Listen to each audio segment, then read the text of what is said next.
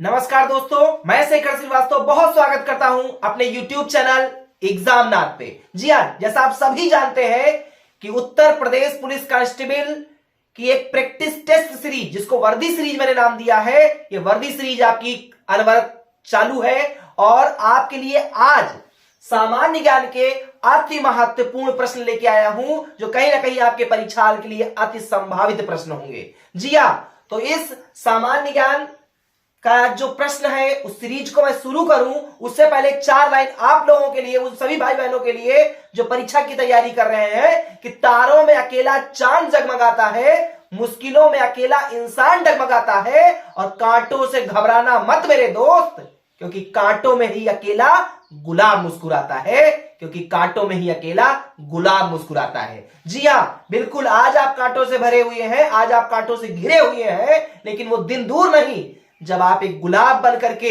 इस समाज में खिलने वाले हैं। क्योंकि इतिहास लिखने के लिए कलम नहीं, हौसलों की जरूरत होती है, और ये हौसला आपके परीक्षा तक 7वें आसमान तक होना चाहिए, क्योंकि अगर हौसला आपका टूट गया तो आप परीक्षा में असफल हो जाएंगे।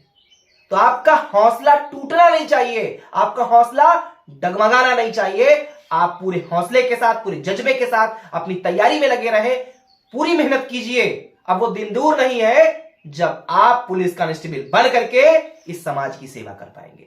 तो चलिए, समय को वेस्ट नहीं करते हैं और आते हैं आज के पहले प्रश्न की ओर। जी हां, सामान्य ज्ञान के कुछ अति महत्वपूर्ण प्रश्नों पर बात होगी और उसका पहला प्रश्न आज का है, पहला प्रश्न है, मोतीलाल नेहरू बाल संग्रहालय स्थित है। जी हां, मोतीलाल नेहरू बाल संग्रहालय कहां स्थित है?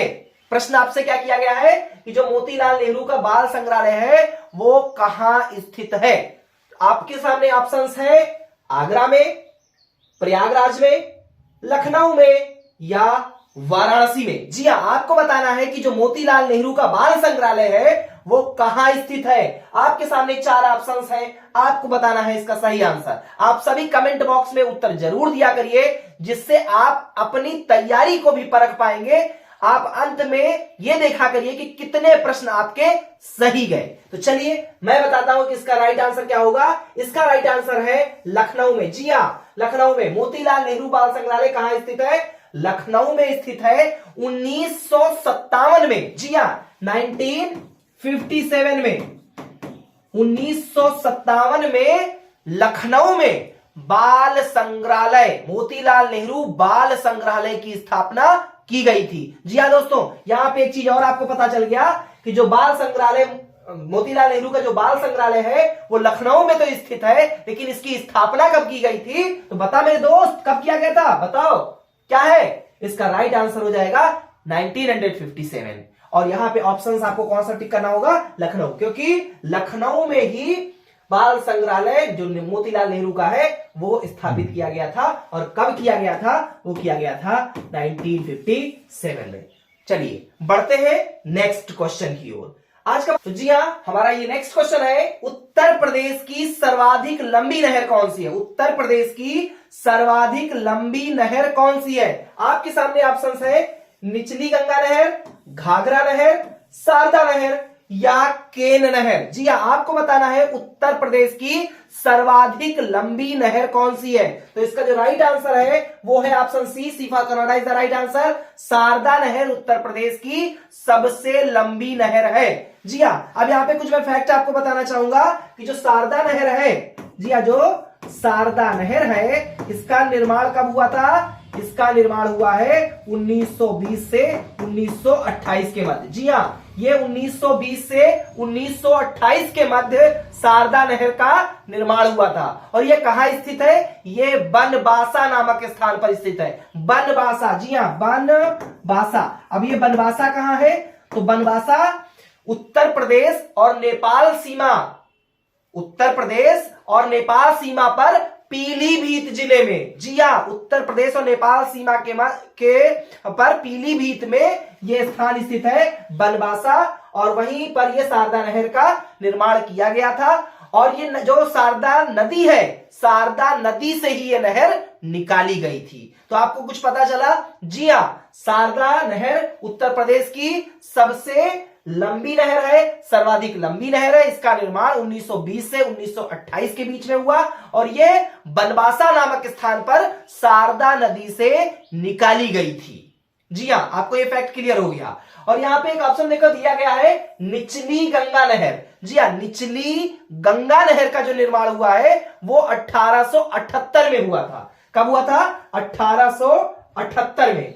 निचली गंगा नहर का निर्माण कब किया गया था? 1878 में किया गया था मेरे प्यारे दोस्तों। कब किया गया था? 1878 में किया गया था। और कहां पर किया गया था? तो ये नरौरा में, ये नहर नरौरा कहां पे है? ये बुलंदशहर जिले में है। जी हां, बुलंदशहर जिले में नरौरा नामक स्थान पर गंगा से निकाली गई थी। कौन सी नहर? निचली गंगा नहर, 1878 में। जरूर आपको ये सारे पॉइंट्स अपने माइंड में रखना होगा, क्योंकि ये एक प्रश्न आपके कई सारे उत्तर लेकर के आ रहा है। आप कई सारे फैक्ट्स यहां से लेके जा रहे हैं। और जो केन नहर है, ये केन नहर उत्तर प्रदेश और मध्य प्रदेश की संयुक्त परियोजना है। तो आपको यहां पे फिलहाल जो हमको टिक करना था वो किस पे करना था? C for Canada is the right answer. Sharda नहर उत्तर प्रदेश की सर्वाधिक लंबी नहर है। चलिए, आप लोगों को क्लियर हो गया होगा। बढ़ते हैं हम अपने। तो हमारा तीसरा क्वेश्चन है कि रजत सिक्के जारी करने वाला प्रथम गुप्त शासक कौन था? जी हां, रजत सिक्के जारी करने वाला प्रथम गुप्त शासक कौन था? यहां पे आपके सामने ऑप्शन है चंद्रगुप्त प्रथम, समुद्रगुप्त, या चंद्रगुप्त द्वितीय, या कुमारगुप्त। आपको बताना है रजत सिक्के जारी करने वाला प्रथम गुप्त शासक कौन था। तो यहां पे रजत सिक्के जारी करने वाला प्रथम गुप्त शासक चंद्रगुप्त द्वितीय था। जी हां, ऑप्शन सी। कौन था? चंद्रगुप्त द्वितीय। चंद्रगुप्त द्वितीय ही वो था जिसने गुप्त काल में पहली बार रजत सिक्के जारी किए थे। जी हां, चंद्रगुप्त द्वितीय, जिसको विक्रमादित्य भी कहा जाता है। क्या कहा जाता है? विक्रमादित्य कहा जाता है। ध्यान रखिएगा। और उस काल में उन सिक्कों को क्या कहा जाता था? रुपयक या रूपक कहा जाता था। क्या कहा जाता था? रुपयक या रूपक कहा जाता था। तो आपको ये पॉइंट्स याद रखना होगा। यहां पे आप एक ही प्रश्न से कई सारे पॉइंट्स लेके जा सकते हैं। यहां पे आपने सीखा कि रजत सिक्के जारी करने वाला प्रथम गुप्त शासक कौन था? तो वो था चंद्रगुप्त द्वितीय, जिसको विक्रमादित्य उसकी उपाधि थी। और उस काल में उन सिक्कों को क्या कहा जाता था? रुपयक या रूपक कहा जाता था। जी हां मेरे दोस्तों, क्या कहा जाता था? रुपयक या रूपक। आप लोग इसको साथ साथ नोट करते रहिए, तभी आप नोट्स बना पाएंगे, तभी आप अपनी परीक्षा में बेहतर से बेहतर प्रदर्शन कर पाएंगे। चलिए, बढ़ते हैं हम अपने नेक्स्ट क्वेश्चन की ओर। आज हमारा नेक्स्ट क्वेश्चन है क्वेश्चन नंबर 4। महात्मा गांधी भारतीय राष्ट्रीय कांग्रेस के अध्यक्ष किस वर्ष बने? जी हां, महात्मा गांधी भारतीय राष्ट्रीय कांग्रेस के अध्यक्ष कब बने थे? आपके सामने ऑप्शन है 1923, 1924, 1925 या 1922। तो यहां पे जो राइट आंसर है वो है ऑप्शन बी, 1924 में महात्मा गांधी भारतीय राष्ट्रीय कांग्रेस के अध्यक्ष बने थे। जी हां, कब बने थे? 1924 में बने थे। आपको मेरे प्यारे दोस्तों याद रखना होगा ये डेट। आप कैसे इसको लर्न कर पाएंगे, कैसे आप इसको याद रख सकते हैं? आप बार बार इसकी पुनरावृत्ति करिए, आप नोट्स तैयार कीजिए, उसको आप बार बार पढ़ेंगे, ऑटोमेटिक आपको याद हो जाने वाला है। आपको रटने की आवश्यकता यहां पे दोस्तों नहीं पढ़ने वाली है। चलिए, बढ़ते हैं हम अपने नेक्स्ट क्वेश्चन की ओर।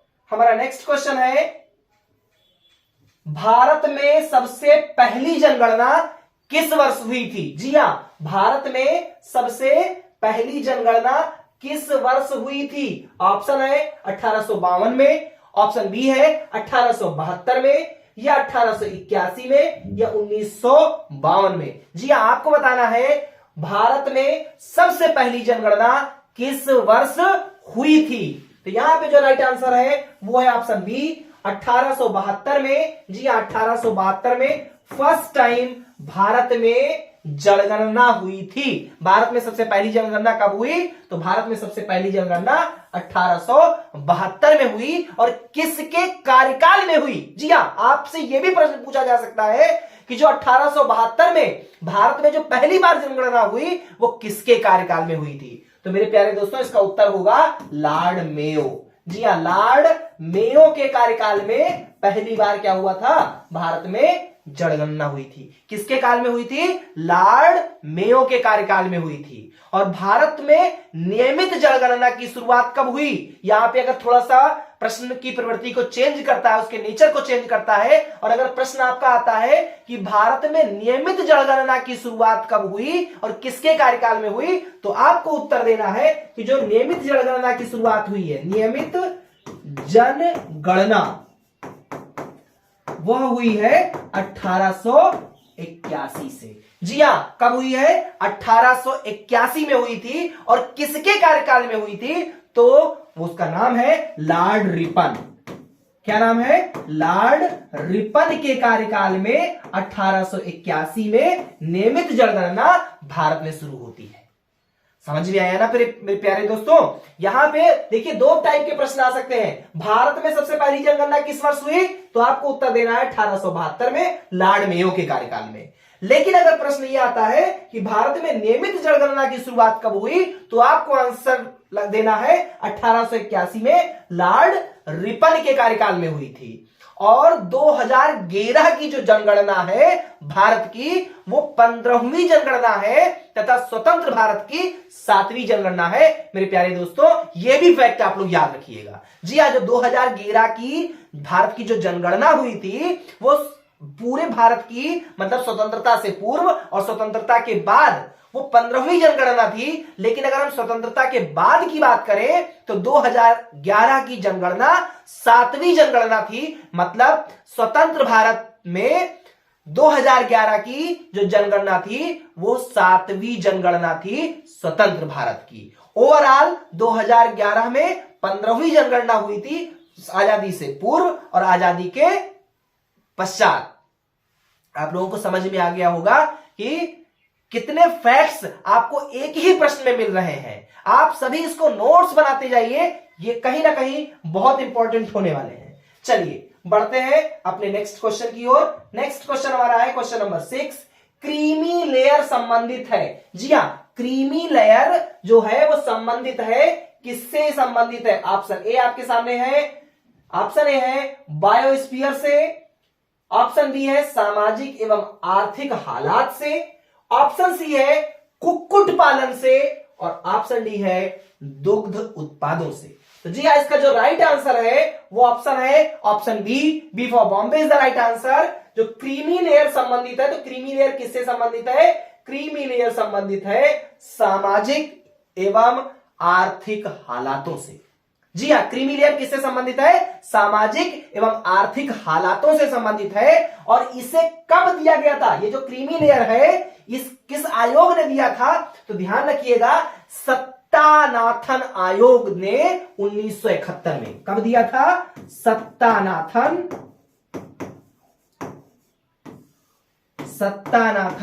आयोग ने 1971 में। जी हां, ध्यान रखिएगा, क्रीमी लेयर शब्द कब दिया गया है?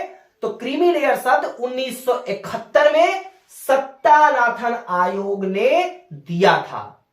क्रीमी लेयर शब्द सर्वप्रथम कब दिया? 1971 में दिया। किसने दिया? सत्तानाथन आयोग ने दिया। किस वर्ष दिया? 1971 में दिया। यह किससे संबंधित है? तो यह संबंधित है सामाजिक एवं आर्थिक हालातों से। समझ में आ गया? और इस शब्द का प्रयोग अन्य पिछड़ा वर्ग के अमीर और शिक्षित परिवारों के लिए आयोग ने किया था। इस शब्द का प्रयोग किसके लिए किया गया था? तो इस शब्द का प्रयोग अन्य पिछड़ा वर्ग के अमीर और शिक्षित परिवारों के लिए आयोग ने किया था। तो आप लोगों को समझ में आ गया कि क्रीमी लेयर शब्द कब प्रयोग किया गया? 1971 में प्रयोग किया गया। किसने किया? सत्तानाथन आयोग ने किया। किससे संबंधित था? सामाजिक एवं आर्थिक हालात से था। इस शब्द का प्रयोग किसके लिए किया गया? तो अन्य पिछड़ा वर्ग के अमीर और शिक्षित परिवारों के लिए इसका प्रयोग किया गया था। चलिए बढ़ते हैं नेक्स्ट क्वेश्चन की ओर। नेक्स्ट क्वेश्चन हमारा है, भारत में स्वतंत्रता के बाद से कितनी बार नोटबंदी हुई है? जी हां, आपको बताना है स्वतंत्रता के बाद भारत में कितनी बार नोटबंदी हुई है। प्रश्न को बहुत ध्यान से पढ़िएगा। आपसे यह नहीं पूछा गया है कि नोटबंदी कितनी बार हुई, आपसे प्रश्न किया गया है भारत में स्वतंत्रता के बाद कितनी बार नोटबंदी हुई है। जी हां, बहुत ध्यान से। इसी तरीके से आपको कंफ्यूज करता है एग्जाम हॉल में क्वेश्चंस, जब आप कहीं ना कहीं कंफ्यूज हो जाते हैं। तो देखिए यहां पे स्वतंत्रता के बाद अगर ये पूछा जाता है कि नोटबंदी कितनी बार हुई है, तो नोटबंदी हुई है 2 टाइम्स। जी हां, यहां पे जो आंसर सही होगा B for Bombay, Bombay is the right answer. स्वतंत्रता के बाद भारत में 2 बार नोटबंदी हुई है। किंतु अगर पूछा जाए कि भारत में कितनी बार नोटबंदी हुई है, तो भारत में 3 टाइम्स नोटबंदी हुई है दोस्तों, 3 बार नोटबंदी हुई है। कब कब हुई है मैं थोड़ा सा इस पर भी क्या कर देता हूं, एक्सप्लेन कर देता हूं, जिससे आप लोग उस सन को भी याद रखें, किसके द्वारा किया गया, इन सारी चीजों को आप लोग ध्यान रख सकते हैं। तो क्वेश्चन है कि स्वतंत्रता के बाद कितनी बार नोटबंदी हुई है। स्वतंत्रता के बाद नोटबंदी कितनी बार हुई है? तो पहली बार जो है स्वतंत्रता के बाद 1 जनवरी 1978। जी हां, नोट कर सकते हैं आप लोग, 1 जनवरी 1978 में मोरारजी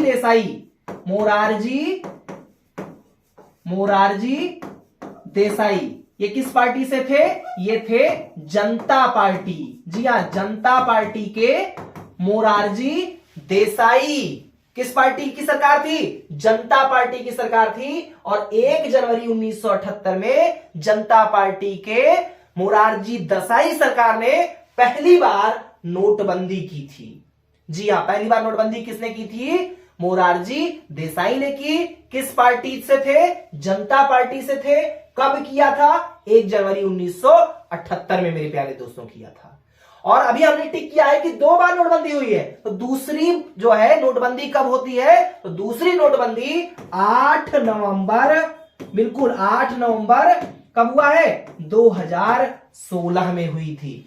8 नवंबर 2016 को द्वितीय नोटबंदी होती है। और इसको किसने किया था? तो भारतीय जनता पार्टी की सरकार थी। नरेंद्र मोदी जी जो हमारे भारत के प्रधानमंत्री हैं, उन्होंने 8 नवंबर 2016 को नोटबंदी लागू की थी, जिसमें 1000 और 500 के नोटों को बंद कर दिया था। जी हां, कितने कितने नोटों को बंद किया गया था? 1000 और 500 की नोटों को बंद कर दिया था। बाद में 500 की नई नोटें आई, लेकिन जो पुरानी 500 नोटें थी वो बंद हो गई और 1000 की नोट भी बंद कर दिया गया था।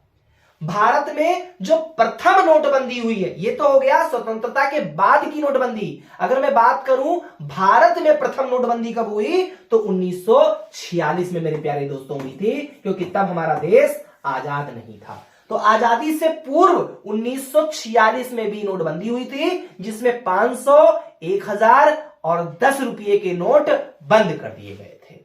अब ये नोटबंदी होती क्यों है? अगर कभी क्वेश्चन ये आ जाए कि ये जो नोटबंदी है, नोटबंदी क्यों होती है, विमुद्रीकरण क्यों होता है? जी हां, विमुद्रीकरण का मतलब है विमुद्रीकरण क्यों होता है, नोटबंदी सरकारें क्यों करती हैं? तो इसका प्रयोग काला धन, भ्रष्टाचार, नकली नोट और आतंकी गतिविधियों को रोकने के लिए किया जाता है। जी हां, विमुद्रीकरण का जो है नोटबंदी क्यों की जाती है, विमुद्रीकरण क्यों किया जाता है, तो आपको ध्यान रखना होगा, भ्रष्टाचार, काला धन, नकली नोट और आतंकवादी गतिविधियों को रोकने के लिए क्या किया जाता है? नोटबंदी की जाती है। प्रथम बार कब हुआ था? 1946 में। द्वितीय स्वतंत्रता के बाद 1 जनवरी 1978 में पहली बार हुआ। अगर हम स्वतंत्रता के बाद बात करेंगे तो यह पहली बार हो गया। और स्वतंत्रता के बाद दूसरी बार कब हुआ है? 8 नवंबर 2016 को। और किसकी सरकार में हुआ था? नरेंद्र मोदी जी की सरकार थी। जी हां, किसकी सरकार थी? नरेंद्र मोदी जी की सरकार थी, तब ये नोटबंदी की गई थी। तो यहां पे आपका आंसर सही हो जाएगा, option B for Bombay is the right answer. चलिए बढ़ते हैं नेक्स्ट क्वेश्चन की ओर। नेक्स्ट क्वेश्चन है, निम्नलिखित में से कौन सा बाल गंगाधर तिलक द्वारा किया गया साहित्यिक कार्य है? जी हाँ, बाल गंगाधर तिलक द्वारा किया गया साहित्यिक कार्य कौन सा है? आपके सामने यहां पे ऑप्शंस दिए गए हैं। पहला ऑप्शन है dawn of the Vedas, option B है द ओरायन, ऑप्शन सी है यंग इंडिया और ऑप्शन डी है the call to young India. आपको बताना है बाल गंगाधर तिलक द्वारा कौन सा साहित्यिक कार्य किया गया है इन चार ऑप्शंस में से, इन चार विकल्पों में से।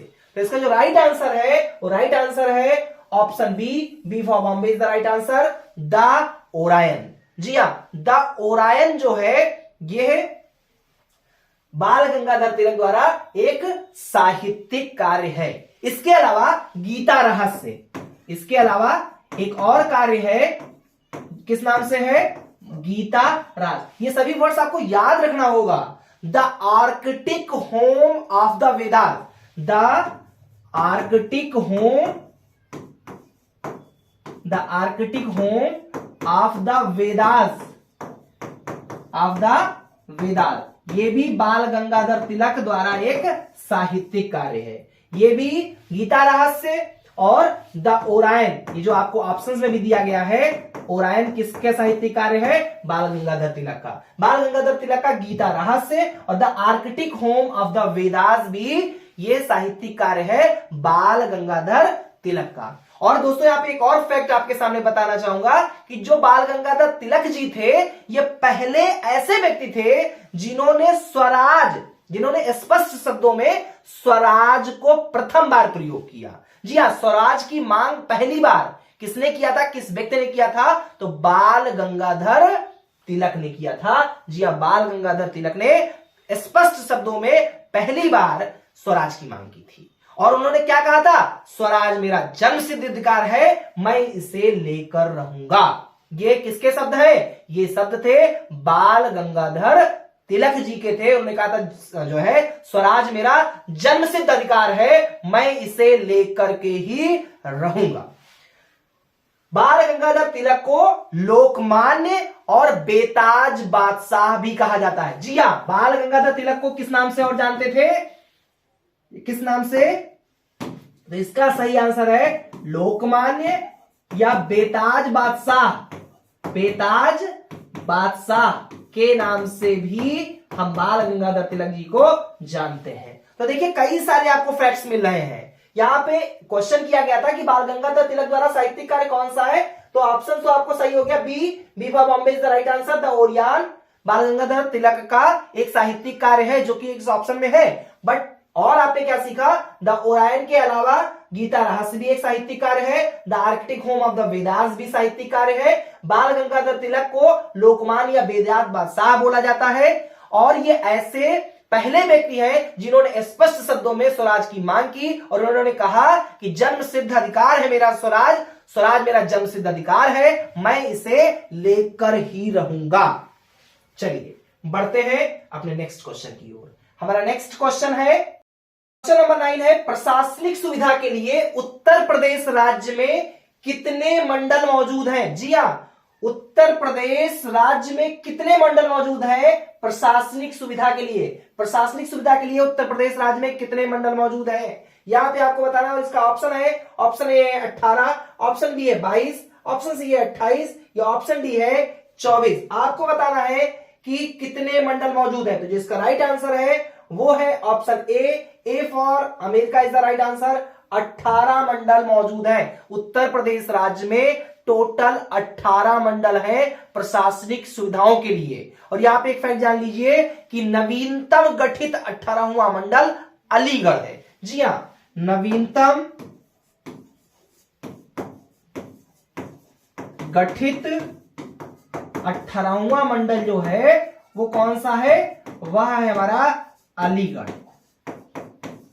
ये आप फैक्ट जरूर ध्यान रखिएगा। टोटल 18 मंडल है, लेकिन जो नवीनतम 18वां मंडल है, जो नवीनतम गठित 18वां मंडल है वो कौन सा है? वो अलीगढ़। जी हां, 18वें नंबर पे कौन सा मंडल बनाया गया है? ये बनाया गया है अलीगढ़ को। टोटल प्रशासनिक सुविधा के लिए उत्तर प्रदेश राज्य में टोटल 18 मंडल यहां पर मौजूद है। Option A for America is the right answer.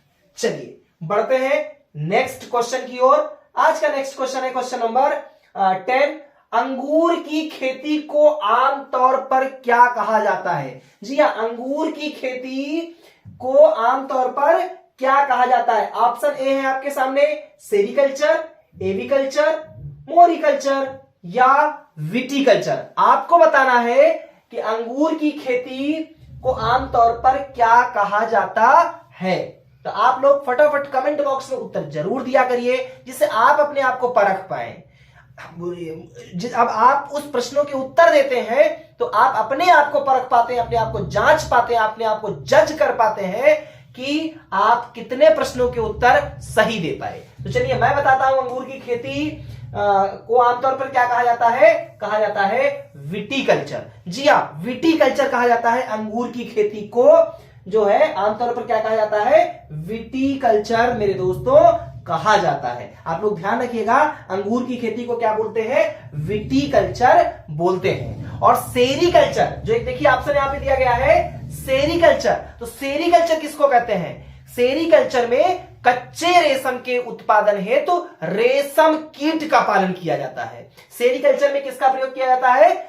Sericulture में कच्चे रेशम के उत्पादन हेतु रेशम कीट का पालन किया जाता है मेरे प्रिय दोस्तों, रेशम कीट का पालन किया जाता है। जबकि एविकल्चर में किसका किया जाता है? तो एविकल्चर में बर्ड्स का पालन किया जाता है, पक्षियों का पालन किया जाता है। चलिए बढ़ते हैं हम अपने नेक्स्ट क्वेश्चन की ओर। आज का हमारा नेक्स्ट क्वेश्चन है क्वेश्चन नंबर 11। क्वेश्चन नंबर 11 क्या है कि डॉक्टर के पर्चे पर प्रतीक RX सामान्यतः क्या दर्शाता है? जी हाँ, जो डॉक्टर के पर्चे पे आपने देखा होगा RX लिख देते हैं, तो ये जो RX है ये सामान्यतः क्या दर्शाता है? ऑप्शन ए है आपके सामने, ऑप्शन ए है देना या देखना या लेना या संबोधित करना। जी हाँ, आपको बताना है कि डॉक्टर के पर्चे पर जो प्रतीक RX होता है वो सामान्यतः क्या दर्शाता है। तो इसका जो राइट आंसर है वो राइट आंसर है लेना। जी हाँ, डॉक्टर कोई भी पर्चे पे जब दवा लिख करके देता है उसका मतलब होता है कि आप उस दवा को लीजिए और उसका सेवन कीजिए। तो यहाँ पे जो RX सामान्यतः क्या दर्शाता है? तो RX दर्शाता है मेरे प्यारे दोस्तों लेने को। और यहां पे आंसर हमारा कौन सा सही हो जाएगा? Option C for Canada is the right answer. चलिए बढ़ते हैं अपने नेक्स्ट क्वेश्चन की ओर।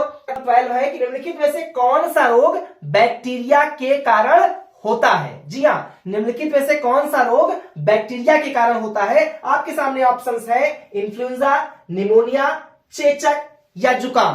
तो इसका जो राइट आंसर है वो है निमोनिया। जी हाँ, निमोनिया जो है किसके कारण होता है? तो वह बैक्टीरिया के कारण होता है। निमोनिया किसके कारण होता है मेरे दोस्तों? निमोनिया जो है वो बैक्टीरिया के कारण होता है। और वो कौन सा जीवाणु है जिसके कारण निमोनिया होता है? तो उसका नाम है स्ट्रेप्टोकक्कस न्यूमोनी। स्ट्रेप्टोकक्कस न्यूमोनी। जी हाँ, ध्यान रखिएगा, स्ट्रेप्टोकक्कस न्यूमोनी नामक जीवाणु के कारण ही क्या होता है? वो हमें निमोनिया होता है। जबकि चेचक, एक ऑप्शन यहां पे देखिए दिया गया है, चेचक जो है ये एक विषाणु जनित रोग है जो वेरियोला नामक विषाणु से होता है। चेचक किससे होता है? किसी विषाणु से होता है? वेरियोला। यहां पे आप ध्यान रखिएगा, ये वेरियोला जीवाणु के कारण, वेरियोला नामक विषाणु से होता है। ये एक विषाणु जनित रोग है। किस टाइप का रोग है? यह एक विषाणु जनित रोग है जो किसके कारण होता है? वेरियोला के कारण मेरे दोस्तों होता है। इसके अलावा एक ऑप्शन यहां पे दिया गया है इन्फ्लुएंजा। तो इन्फ्लुएंजा जो है ये भी एक विषाणु जनित रोग है। और स्वाइन फ्लू का नाम आपने सुना होगा, बर्ड फ्लू का आपने नाम सुना होगा। ये स्वाइन फ्लू और बर्ड फ्लू जो है ये इन्फ्लुएंजा का ही एक प्रकार है। जी हाँ, इन्फ्लुएंजा के ही प्रकार है हमारे स्वाइन फ्लू और बर्ड फ्लू। तो यहां पे आपको ऑप्शन कौन सा सही हो जाएगा? निमोनिया सही हो जाएगा। पूछा जा रहा था प्रश्न कि कौन सा ऐसा रोग है जो बैक्टीरिया के कारण होता है, तो आप टिक करेंगे निमोनिया पे। जी हाँ, बैक्टीरिया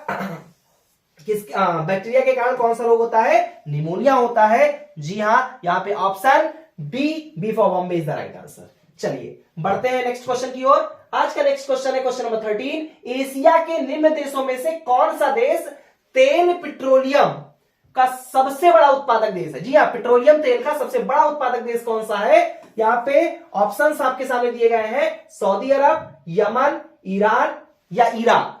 आपको बताना है जो सब एशिया में, ध्यान रखिएगा, एशिया के निम्न देशों में से कौन सा देश तेल मतलब पेट्रोलियम तेल का सबसे बड़ा उत्पादक देश है। तो यहां पे जो आपका आंसर सही होगा वो option A for America is the right answer. सऊदी अरब जो है वो सबसे बड़ा उत्पादक देश है। ये इन एशियाई देशों में जो आपके सामने ऑप्शन दिए गए हैं उसमें सबसे बड़ा उत्पादक देश पेट्रोलियम का वो कौन सा है? सऊदी अरब है। जी हां, सऊदी अरब है। और ये किस रिपोर्ट में ये बात कही गई है कि सऊदी अरब सबसे बड़ा पेट्रोलियम उत्पादक देश है?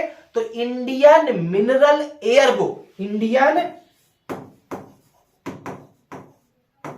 मिनरल एयरबुक 2021 के अनुसार 2020 में सऊदी अरब, जी हां, सऊदी अरब सर्वाधिक या सबसे ज्यादा पेट्रोलियम उत्पादित करने वाला देश है, सबसे बड़ा उत्पादक देश है। यहां पे यह भी प्रश्न आ सकता था कि किस रिपोर्ट में इस बात को कहा गया है? तो इंडियन मिनरल एयरबुक 2021 के अनुसार 2020 में एशिया के संदर्भ में तेल मतलब पेट्रोलियम तेल का सबसे बड़ा उत्पादक देश सऊदी अरब है। सऊदी अरब है। यहां पे आपका option A for America is the right answer. आपका सऊदी अरब यहां पे सही हो जाएगा। चलिए बढ़ते हैं नेक्स्ट क्वेश्चन की ओर। नेक्स्ट क्वेश्चन है लेबनान की राजधानी है, तो लेबनान की राजधानी क्या है? आपको ऑप्शन दिए गए हैं। ऑप्शंस है बेरूत या त्रिपोली या सीदोन या टायर। तो इसका जो राइट आंसर है वो है option A for America is the right answer. Beirut जो है यह लेबनान की राजधानी है। जी हां, जो बेरूत है वो किसकी राजधानी है? वो है लेबनान की। जबकि त्रिपोली जो है, ये जो त्रिपोली है ये किसकी राजधानी है? तो मेरे प्यारे दोस्तों यह लीबिया की राजधानी है। ध्यान रखिएगा, ये किसकी राजधानी है? ये लीबिया की राजधानी है। जबकि बेरूत जो है यह लेबनान की राजधानी है। फिलहाल यहां पे आपका आंसर कौन सा सही हो जाएगा? ए for America, America is the right answer. Lebanon की राजधानी बेरूत है। चलिए बढ़ते हैं हम अपने नेक्स्ट क्वेश्चन की ओर। हमारा क्वेश्चन नंबर 15 है, निम्नलिखित में से कौन सा देश भारतीय राज्य उत्तर प्रदेश से सीमाएं साझा करता है? जी हां, वो कौन सा देश है जो भारतीय राज्य उत्तर प्रदेश से सीमाएं साझा करता है? आपके सामने ऑप्शन है चीन, भूटान, नेपाल या बांग्लादेश। वो कौन सा देश है जो भारतीय राज्य उत्तर प्रदेश से सीमाएं साझा करता है? तो जी हां, जो इसका राइट आंसर है वो है नेपाल। नेपाल जो है, नेपाल की सीमा उत्तर प्रदेश के राज्य के साथ लगती है। और नेपाल के साथ सीमा साझा करने वाले जो अन्य राज्य हैं वो है उत्तराखंड, बिहार, पश्चिम बंगाल और सिक्किम। जी हां, उत्तराखंड, बिहार, पश्चिम बंगाल और सिक्किम भी नेपाल के साथ सीमा साझा करते हैं। यहां पे जो है प्रश्न किया गया था कि वो कौन सा देश है जो भारतीय राज्य उत्तर प्रदेश के साथ सीमाएं साझा करता है? तो इसका जो राइट आंसर होगा C for Canada is the right answer. Nepal ऐसा देश है जो भारतीय राज्य उत्तर प्रदेश के साथ सीमाएं साझा करता है। कुछ और भी राज्य है जो नेपाल के साथ सीमाएं साझा करते हैं। वो देश है उत्तराखंड, पश्चिम बंगाल, बिहार और सिक्किम।